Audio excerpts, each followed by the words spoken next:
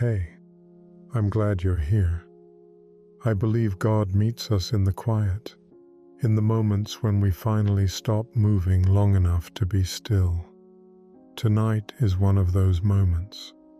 This is Psalm 23. And what I love most about this psalm is that it doesn't begin with what you need to do.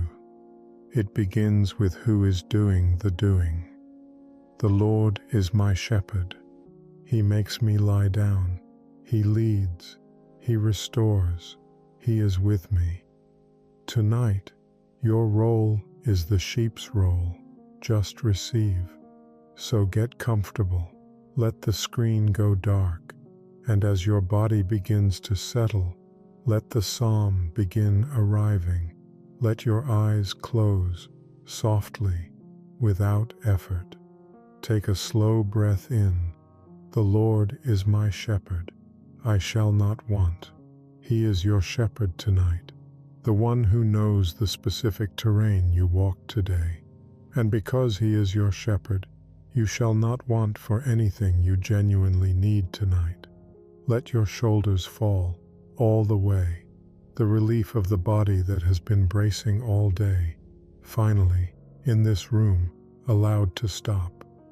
He makes me lie down in green pastures. He makes me lie down. Not, I find the pasture and lie down. He makes me. This room is the green pasture tonight. You didn't find this. He brought you here.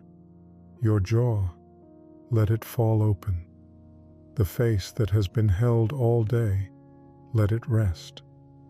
He leads me beside the still waters. The day was the rushing water.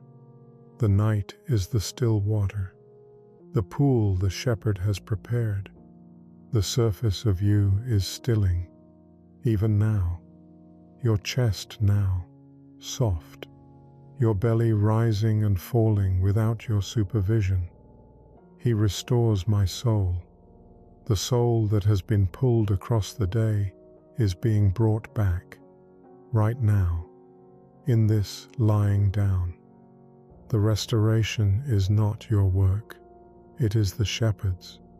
Let the warmth move down through your hips, your legs, your thighs heavy and warm and still, all the way out, all the way still. Even though I walk through the valley of the shadow of death, I will fear no evil, for you are with me. Whatever valley tonight contains, for you are with me. The shepherd is in the valley, not waiting at the other end, in it, with you, right now. Your whole body is heavy and warm, resting, held. Surely goodness and mercy will follow me all the days of my life, and I will dwell in the house of the Lord forever. Surely, not, I hope, surely. The goodness and mercy that have followed you across every day of your life, they followed you into this room tonight. You are in the pasture. The shepherd is here. Let the psalm unfold. The Lord is my shepherd. I shall not want. He makes me lie down in green pastures. He leads me beside the still waters. He restores my soul. He leads me in the paths of righteousness for his name's sake. Even though I walk through the valley of the shadow of death, I will fear no evil, for you are with me. Your rod and your staff, they comfort me. You prepare a table before me in the presence of my enemies. You anoint my head with oil, my cup overflows. Surely goodness and mercy will follow me all the days of my life, and I will dwell in the house of the Lord forever. The Lord is my shepherd. Before the green pastures, before the still waters, before the valley and the table and the goodness and the mercy, before any of the specific provision the psalm describes, there is this, the relationship. The provision makes sense only because of the relationship. The shepherd does not provide green pastures for all the sheep who happen to be in the vicinity. The shepherd tends the specific sheep in the specific flock, knows each one, has watched each one, knows the particular temperament and the particular weakness and the particular need of this specific sheep. My shepherd. This is the word that changes everything in the psalm, not the shepherd. My shepherd.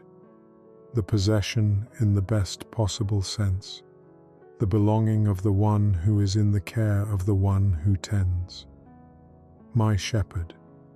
This shepherd knows me, has seen me today in the specific terrain I was navigating, has watched the specific places where my footing was uncertain, has been present to the particular difficulty of my particular day, not the day of sheep in general, my day. This shepherd, this sheep. David wrote this psalm.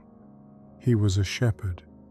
He had spent years on the Judean hills with his father's sheep, lying in the open under the enormous night sky, navigating the terrain that the sheep needed and could not find alone, staying awake through the watches of the night so the sheep could sleep. He knew the land. He knew where the water appeared after the rains and how long it lasted before the sun took it.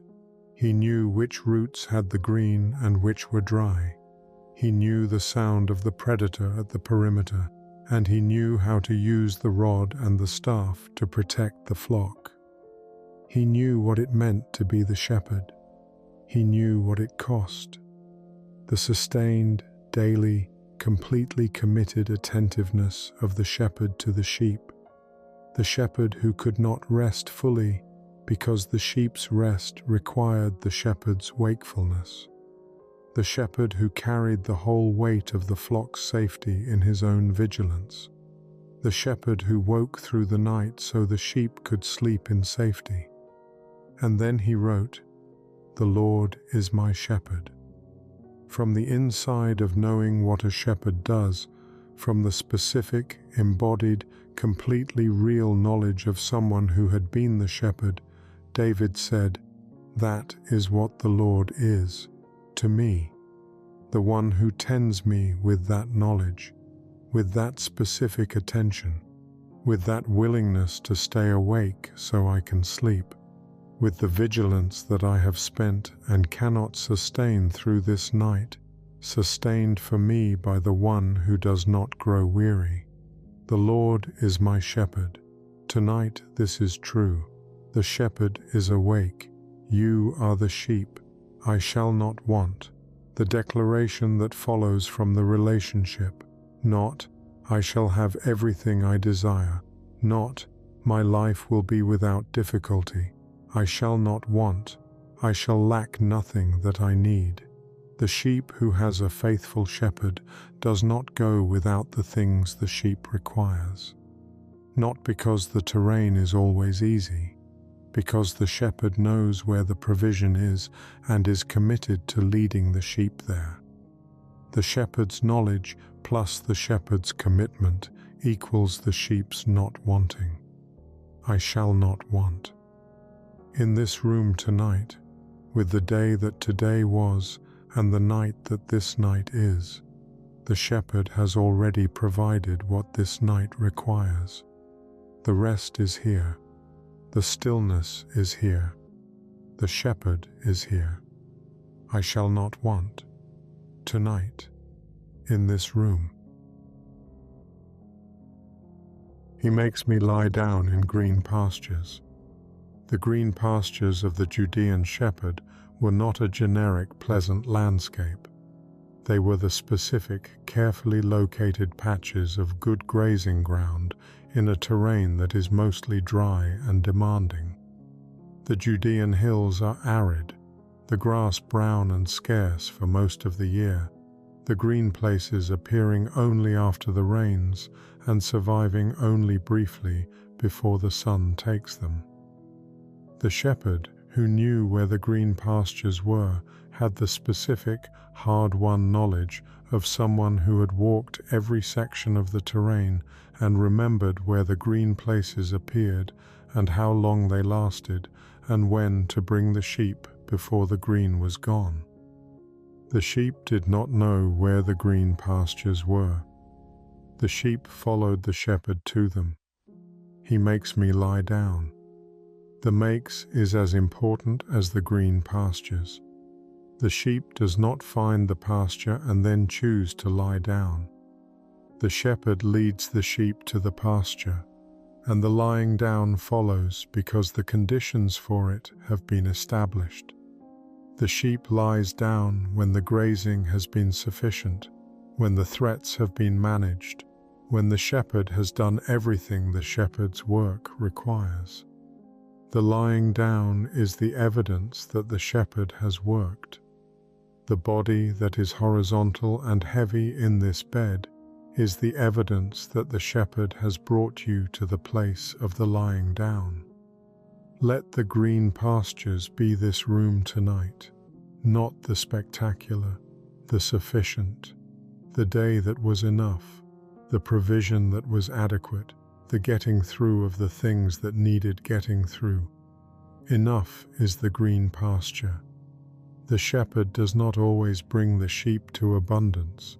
The shepherd brings the sheep to enough, and in the enough, the lying down is possible, and the lying down is happening, in this room, right now. The shepherd has done the shepherd's work. You are in the pasture, lie down. He leads me beside the still waters, not the rushing waters, not the waterfall or the fast stream, the pool, the place where the water has come to rest, and the surface is smooth, and the sound is the barely audible sound of water that is not moving. The sheep will not drink from rushing water. This is the shepherd's knowledge that David brought to the psalm, the specific, practical, completely real knowledge of someone who had watered sheep.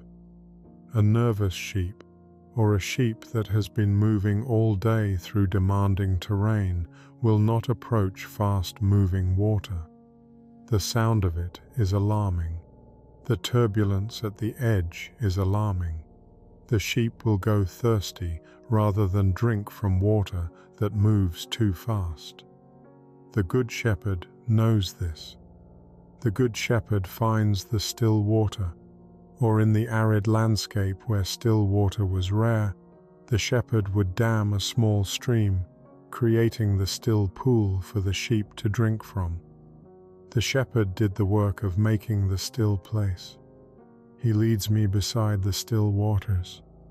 Let the still waters be this room, the specific, intentional, completely purposeful provision of the night, the dark and the quiet, and the horizontal, and the stillness that the day could not offer. The day was the rushing water, too fast, too loud, too turbulent for the full receiving. The night is the still water, the pool that the shepherd has prepared by slowing the rushing of the day until the surface of your life is calm enough for the drinking. The shepherd did the work of making the still place. This room is the still place. The stillness was prepared for you before you arrived in it. The noise is still out there. Somewhere beyond this room, the rushing water of the world continues. But here, in this room, the surface is still. The sound is barely audible, and the receiving is possible. The sheep drinks from the still water tonight. You drink from the still water tonight. He leads me beside the still waters. The surface of you is stilling, even now, the way water stills when the wind stops, from the outside in. He restores my soul. The Hebrew word translated as restores is the word for the return, the bringing back of the thing to the place it belongs. The soul that has wandered, that has been pulled by the day's demands into the territory of the anxious, the depleted, the displaced, is brought back, not by an act of the soul's own will, by the shepherd who goes after what has wandered and brings it home. He restores. The restoration is the shepherd's work, not the sheep's. The sheep does not restore itself. The sheep cannot restore itself. A wandered sheep stays where it wandered, becomes increasingly disoriented, moves further from the flock rather than back toward it. The sheep requires the shepherd to come after it, to find it, to carry it back if necessary. The soul wanders in the same way. The specific, interior, completely real wandering that the day produces in the soul, not the dramatic departure, the gradual displacement. The soul that begins the day in a certain orientation toward the present, toward the true, toward the relationship with God that constitutes its home, and that finds by the afternoon that the orientation has shifted. The soul that has been pulled by the demands and the noise and the comparison and the anxiety into a position that is far from where it started. The soul that is in the wrong territory, not by a single bad decision, but by the accumulated drift of a day that pulled in many directions. He restores my soul. The shepherd goes after the wandered soul, not waiting at the home pasture for the soul to find its own way back, going after it, into the territory where it has ended up, into the anxious place and the depleted place and the displaced place, finding it there and bringing it back to the green pasture, to the still water, to the place of the lying down where the soul belongs. This is one of the most personal promises in the psalm, because it requires the shepherd to know where the soul has gone. The shepherd who restores the soul is the shepherd who has been watching the soul move through the day. Who knows the territory of the anxious place this specific soul tends to drift into? Who knows the form the depletion takes in this person? Who knows where to go to find the soul that has been displaced by today's particular demands? He knows where you drifted today. He is going there now. He restores my soul. Right now, in this room, in this dark, in this receiving, the restoration is happening. The soul that ended the day in the territory of the anxious is being brought back to the territory of the held. The soul that accumulated the weight of the performance and the striving and the comparing is being relieved of the weight. The soul that was pulled into the worrying is being returned to the present. The restoration is not your work, it is the shepherd's. And the shepherd is working. He restores my soul. While you rest, the restoration is happening right now. He leads me in the paths of righteousness for his name's sake. The paths of righteousness, the right paths, the paths that lead where the sheep needs to go rather than where the sheep would wander if left to its own navigation. The sheep's instinct is not always the path that leads to the green pasture. The sheep that follows its own instinct may find itself in terrain that is increasingly difficult, increasingly far from the water, increasingly lost. The shepherd knows the right paths. For his name's sake, meaning the shepherd's faithfulness to the sheep is an expression of who the shepherd is. The leading on the right path is not contingent on the sheep deserving to be led on the right path. It is the shepherd's character that guarantees the leading. The God who is faithful cannot lead the sheep on the wrong path without violating his own nature. The faithfulness of the leading is grounded not in the sheep's worthiness, but in the shepherd's name. He leads me. Tonight, the path tomorrow is the shepherd's responsibility, not yours. You do not need to plan the route in the dark. You do not need to assess the terrain ahead or worry about the valley that may or may not be on the path tomorrow. The shepherd knows the path. The shepherd has always known the path.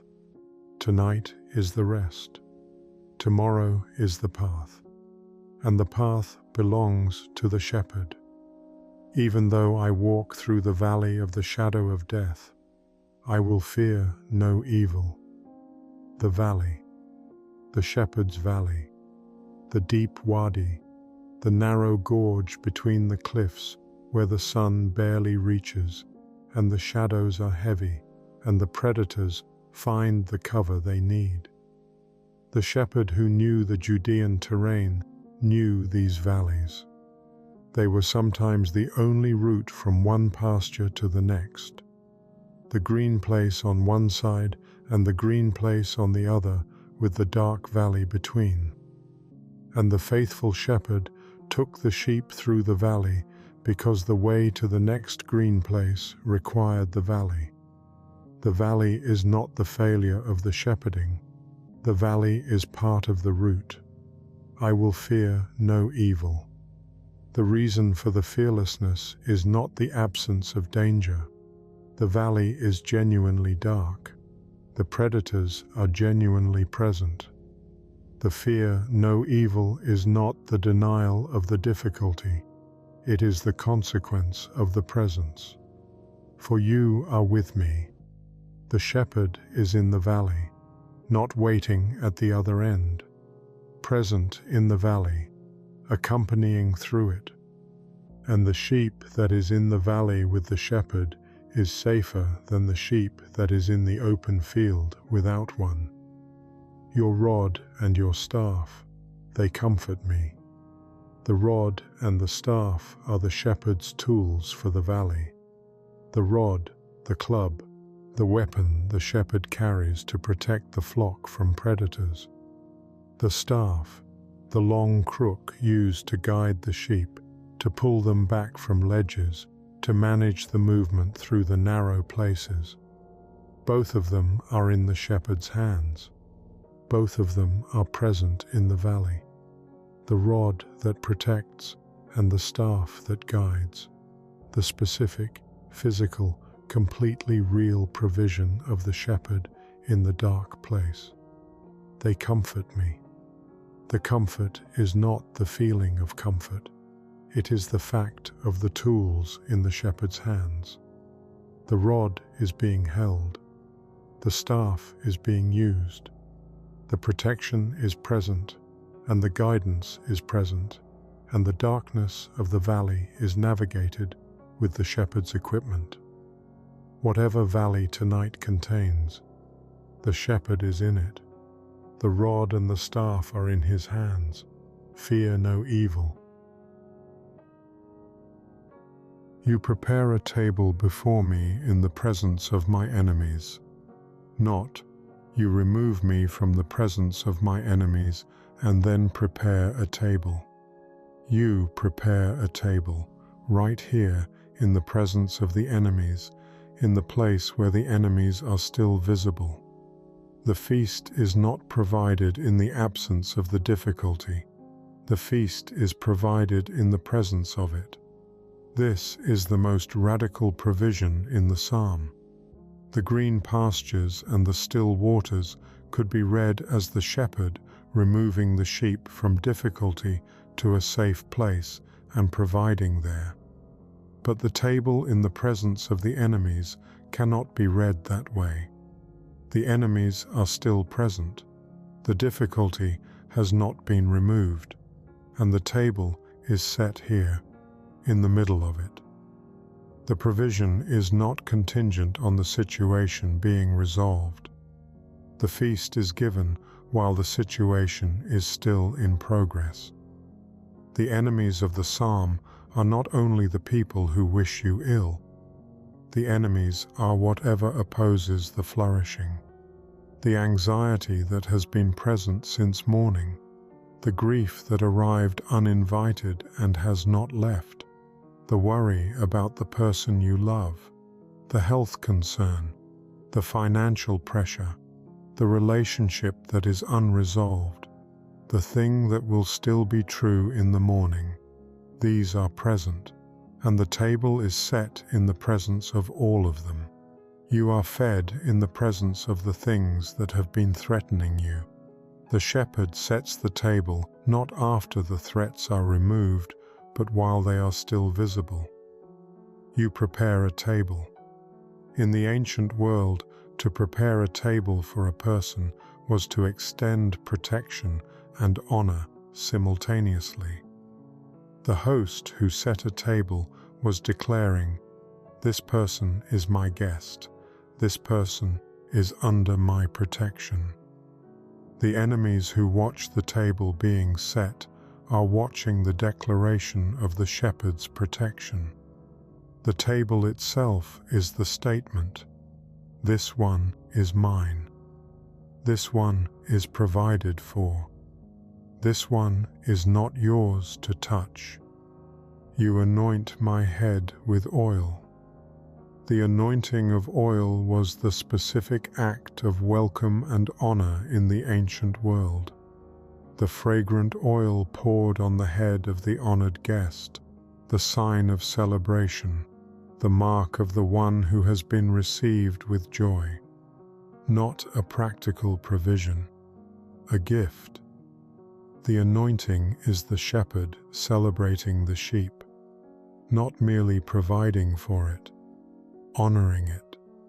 The specific, individual, particular sheep that arrived at the shepherd's table, honored, anointed, received. My cup overflows. Not, my cup is adequate.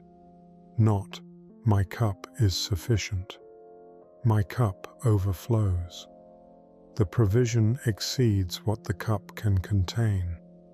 The generosity of the shepherd is not measured out to the minimum required. It is given until it runs over, until the cup cannot hold what the shepherd gives, until the table is more than the guest requires, and the anointing is generous, and the cup is full, and still the giving continues. My cup overflows.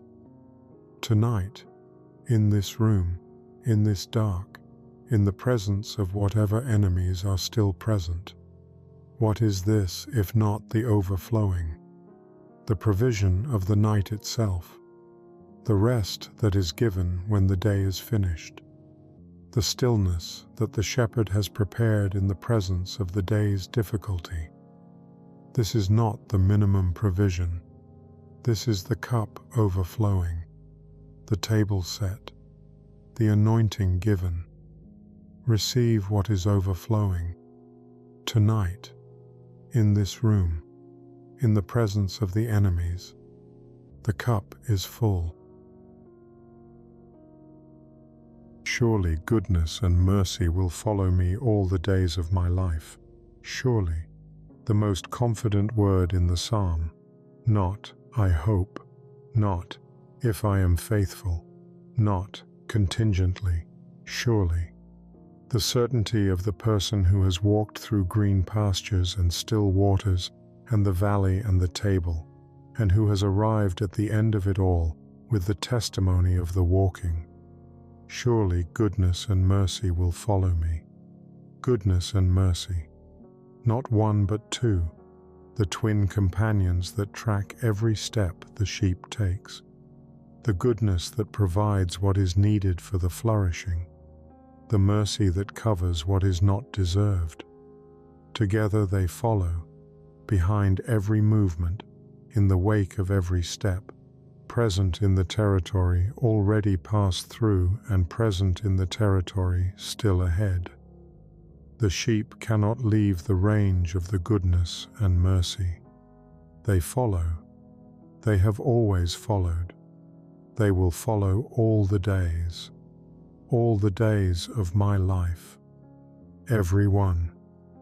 The green pasture days and the valley days, the days of the overflowing cup and the days of the table in the presence of enemies, the days that felt like the shepherd's provision and the days that felt like the absence of it, all of them followed by goodness and mercy.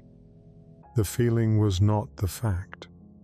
The fact is the following, and the fact follows regardless of the feeling.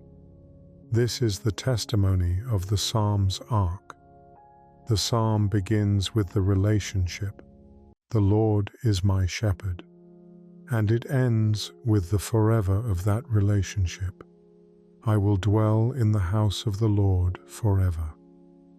Everything between the beginning and the end is the journey. The green pastures, the still waters, the restored soul, the right paths, the valley, the table, the anointing, the overflowing cup. All of it is between the my shepherd and the forever. All of it contained within the relationship. The journey is real, and it is sometimes difficult, and the valley is dark, and the relationship holds it all. From the my shepherd at the beginning to the forever at the end. Surely goodness and mercy will follow me all the days of my life, and I will dwell in the house of the Lord forever. The destination of the whole psalm, the dwelling, not visiting, dwelling, the permanent inhabiting of the place of the shepherd's presence, the forever that puts every day of the journey in its context. Every day is a day on the way to the dwelling. Every provision is a provision for the journey toward the permanent home. I will dwell in the house of the Lord forever. Tonight is one night in the forever. The house of the Lord includes this room. The forever includes this night. The shepherd is present. Here is what Psalm 23 does in a life that receives it and keeps returning to it. It repairs the belief that the shepherd is present for others, but not for you. This belief is more common than it sounds, and it lives in the specific interior space of the person who reads the psalm and believes it is true in general, while being quietly uncertain whether it is true in particular. True for the saints and the spiritually advanced and the people whose faith has always seemed more alive than their own. True for the person in the green pasture season. True as theology, and quietly, persistently uncertain as personal experience. The my dismantles this belief, not the shepherd, my shepherd. The possessive that David used, the word that makes the entire psalm a personal claim rather than a theological statement, is the word that the quiet uncertainty most needs to receive. Not, the Lord is a shepherd who shepherds people. The Lord is my shepherd, this shepherd, mine, tending me specifically, knowing the terrain of my specific life, watching the particular places where my footing is uncertain, leading me, not people in general, beside still waters. The person who returns to this psalm regularly, who brings their quiet uncertainty about whether the shepherd is tending them specifically, finds that the my slowly becomes more available, not because the evidence has accumulated into certainty, because the psalm has been prayed so many times, that the my has been spoken so many times, that the claim slowly becomes the settled reality it always was. The psalm forms what it describes. The praying of it is the receiving of it. The psalm also does something for the person who has been in the valley for a long time. The valley verse is in the middle of the psalm, not at the end, not resolved before the psalm continues. The psalm moves through the valley and comes out the other side, into the table and the anointing and the overflowing cup and the goodness and mercy following. The valley is real, and the valley is named, and the valley is not where the psalm ends. The psalm ends in the dwelling in the house of the Lord forever. The valley is the middle, not the conclusion. And the person in the valley who receives the psalm regularly, who holds the "for you are with me" against the specific darkness of the season they are in, finds that the valley's permanence slowly becomes less certain. Not because the valley has ended, because the psalm says, there is more after the valley. The table is ahead, the anointing is ahead, the overflowing cup is ahead. The goodness and mercy are following even through the valley, and the forever is the destination. The psalm also gives the tired sheep permission to be led. He makes me lie down. He leads me. He restores. The verbs of the psalm are almost all the shepherd's verbs. The sheep does very little in Psalm 23. The sheep follows, the sheep receives, the sheep drinks, the sheep dwells. The agency is almost entirely the shepherd's. And this is the gift for the person who is too tired to shepherd themselves, who has been doing all the making lie down and the finding of still waters and the restoring of the soul themselves across the long season, and who is exhausted from the doing of it. The psalm says, that was never your job. The making lie down is the shepherd's job. The finding of the still waters is the shepherd's job. The restoring is the shepherd's job. Your job is the sheep's job, to be in the care of the one who does all of this, to follow where you are led, to drink what is provided, to lie down in the pasture the shepherd has brought you to. The sheep does not find the green pastures. The shepherd makes the sheep lie down in them. You are already in the pasture. You are already beside the still water. The shepherd has already done the shepherd's work. Lie down. The psalm is alive right now. There is a woman who has been navigating the valley for 7 months. The illness arrived in March, and the treatment began in April, and the valley is the ongoing reality of the person whose life has been reorganized around the managing of the thing that arrived in March. 7 months of the valley. Not the shadow of death in the dramatic sense, the shadow it casts over the ordinary days. The specific darkness of the person who is managing a serious thing while also managing the ordinary requirements of the life the serious thing arrived into. The appointments, the side effects, the uncertainty of the waiting for results, the fatigue of the person whose whole life has been reorganized around the medical situation they did not choose and from which they cannot take a break. She knows the psalm, has known it since childhood, has prayed it in the mornings and heard it at funerals and read it in the difficult seasons of the years before this one. And in the 7 months of this valley, she has been returning to it with the specific attention of someone for whom it is no longer a beautiful poem, but a claim being tested by the terrain. The green pastures and the still waters. She receives those she believes those, they feel like a different season. It is the valley verse she returns to, the one that names the terrain she is actually in. Even though I walk through the valley of the shadow of death, I will fear no evil.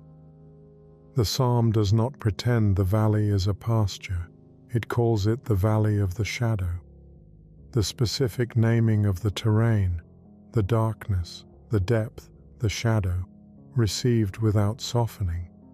And then, I will fear no evil. Not because the valley is not dark, because you are with me, for you are with me. The pivot from the third person to the second. The moment the psalm moves from the shepherd who leads and restores to the shepherd who is with. Not, he is with me, you are with me. The direct address of the person who has encountered the shepherd in the valley and who cannot refer to the shepherd in the third person anymore because the shepherd is too present for the distance of the third person. In the valley, the shepherd is not distant. The shepherd is specifically present in the valley. The rod is in his hands. The staff is in his hands. You are with me, in the valley, in the 7 months, in the specific, ongoing, unglamorous terrain of the long illness. Tonight, the psalm is for her. The valley is real. The shepherd is in it. I will fear no evil. There is a man whose cup has been feeling empty for a long time. Not dramatically empty, quietly empty. The cup that was full in the early years of the faith, and that has been losing its level across the subsequent decades in the specific, gradual way of the faith that is maintained but not frequently replenished. He still attends, he still gives, he still reads. But the cup that overflowed in the beginning is now at a level that is functional rather than abundant. The faith is present, and it is thin in the way of something that has not been replenished in the same way it was depleted. He has been wondering whether the thinness is the permanent condition, whether the fullness of the early faith was the exception and the functional adequacy is the truth. My cup overflows. The past tense of his memory, the present tense of the psalm. He comes to the psalm tonight, not from a position of confidence about the overflowing, from the functional cup, from the thin faith season, from the going through the motions of the faith with the specific, honest, unglamorous faithfulness of someone who keeps the practice even when the cup is not overflowing. And the psalm says, "My cup overflows." Not your cup will overflow when you have generated sufficient spiritual energy. Not your cup will overflow when you have addressed the thinness adequately.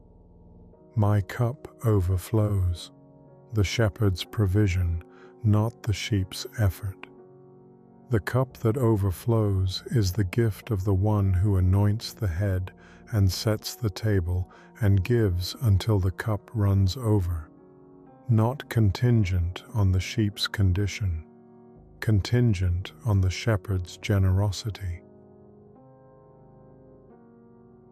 Tonight, in this returning to the psalm, in this lying down with the psalm as the last thing, the anointing is happening. The table is set in the presence of the thinness. The cup is being filled by the shepherd who fills cups. The overflow is not something the man produces. It is something the shepherd gives, and the shepherd is giving it tonight. My cup overflows tonight, even now. and there is a person lying in the dark, afraid of tomorrow. Not tonight, tomorrow. The specific thing that is coming tomorrow, that has been in the background of the entire day, and that is now, in the dark, with the distractions gone, in the full foreground. The appointment, the conversation, the decision that has to be made. The result that arrives tomorrow, and that tonight, is still unknown. The specific, real, completely honest fear of the person for whom tomorrow is the thing, and tonight is the night before the thing. The night when the sleep should come, and the anxiety is making the sleep difficult. He leads me in the paths of righteousness for his name's sake. Tomorrow's path is the shepherd's path, not yours to navigate alone in the dark tonight, not yours to plan in the small hours with the anxiety running and the result still unknown. The shepherd has walked the path that is called tomorrow before it has been walked by you. The path of righteousness, the right path, the path that leads where the sheep needs to go, the path that is right regardless of how it feels from inside tonight, is the shepherd's domain. The sheep's role is to follow, not to map the route, not to assess the terrain in the dark, to follow the shepherd who knows. Tonight is the rest, tomorrow is the path, and the path belongs to the shepherd. He leads me. That is enough for tonight. And now, let everything grow very still. You are in your own room, your own bed, your own dark, and the psalm has been spoken, and the shepherd is present, and the green pasture is beneath you, and the still water is nearby, and the goodness and mercy are following. Let the shepherd be received. The Lord is my shepherd, this shepherd, the one who knows the specific terrain of this specific life, and where the green places are, and how to get there, and what this sheep needs tonight. Not the shepherd of sheep in general, my shepherd, the one who stayed awake through the Judean night so the sheep could sleep, who is awake right now, who is watching, who does not need to rest so that you can rest. You are the sheep. The shepherd is present. And the sheep does not need to watch the perimeter when the shepherd is watching. Let the green pastures be received. He makes you lie down. Not, you find the pasture and lie down. He makes you lie down. The lying down is the shepherd's gift, the evidence that the shepherd has done the shepherd's work. This room is the green pasture tonight.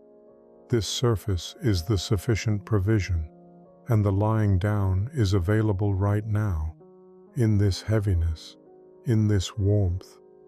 The shepherd has made it available, and you are in it. Let the still waters be received. He leads you beside the still waters, the pool the shepherd has prepared by slowing the rushing of the day. The surface of you is stilling. The noise that was everywhere in the hours before this is quieting in the specific, gradual, completely real way of water that stills when the wind stops. From the outside in, and on the stilling surface, the reflection of the enormous sky. And the sheep drinks. Let the soul be restored. He restores your soul, the soul that has wandered across the day into the anxious territory and the depleted territory and the displaced territory, is being brought back right now, in this lying down, in this receiving. The restoration is not your work. It is the shepherd's work, and the shepherd is working. The soul is being brought back to the place it belongs, and let the valley be walked through.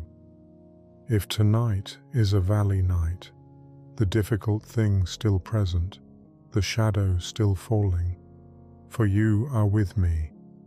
The shepherd is in the valley, the rod is in his hand, the staff is in his hand. Fear no evil, not because the valley is not dark, because the shepherd is in it, and the table is being set, and the cup is being filled, and the goodness and mercy are following, and the dwelling in the house of the Lord, the forever that puts the valley in its context, is the destination of the whole path. The Lord is my shepherd, I shall not want. He makes me lie down in green pastures. He leads me beside the still waters. He restores my soul. Even though I walk through the valley of the shadow of death, I will fear no evil, for you are with me. Your rod and your staff, they comfort me. Surely goodness and mercy will follow me all the days of my life, and I will dwell in the house of the Lord forever. Sleep now. The shepherd is watching.